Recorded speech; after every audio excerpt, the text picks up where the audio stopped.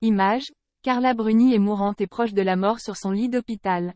Carla Bruni s'est confiée ce mercredi 29 mai sur sa lutte contre le cancer du sein. Dans une interview accordée à Vanity Fair, elle est revenue sur plusieurs étapes de son combat et a expliqué de ne pas être totalement guérie à ce jour.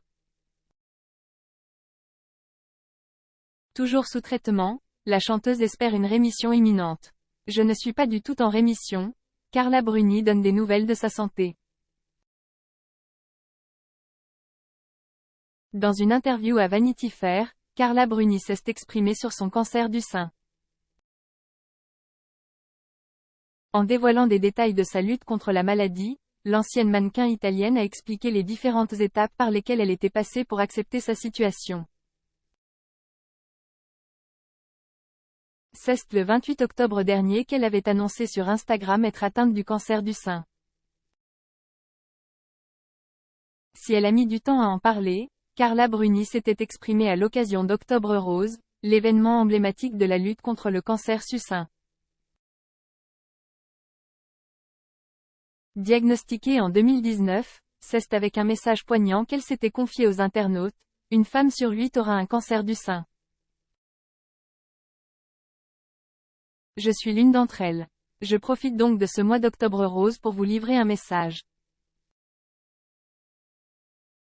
Faites vos mammographies. Souhaitant sensibiliser les femmes à cette maladie très répandue, l'ancienne première dame a expliqué qu'elle n'était pas guérie. J'ai une petite fille de 12 ans, et je souhaite la voir grandir. Si elle semblait épanouie au Festival de Cannes, son cancer n'est pas encore derrière elle. Elle a exposé son état d'esprit à Vanity Fair, qui a évolué avec le temps. Le cancer ouvre de nouvelles portes. On entend quand même les balles siffler à son oreille. Et après le premier choc passé, c'est pratiquement vivifiant, même si c'est douloureux, inquiétant et angoissant. C'est cette grande révélation qui a retenu l'attention de nos confrères. C'est le cas par rapport aux médicaments que je dois prendre, étant donné que je ne suis pas du tout en rémission. Aujourd'hui elle dit merci à son traitement. Les 2 premières années, je ne cessais de me dire, il est dur, ce médicament. Et un jour, j'ai parlé à un ami coiffeur. Il m'a demandé pourquoi je ne déjeunais pas. Or le tamoxifène provoque des prises de poids, ce que je n'ai jamais connu, d'où l'idée de diminuer mon nombre de repas. Cet ami m'a dit, au fond, tu devrais le remercier, ce médicament.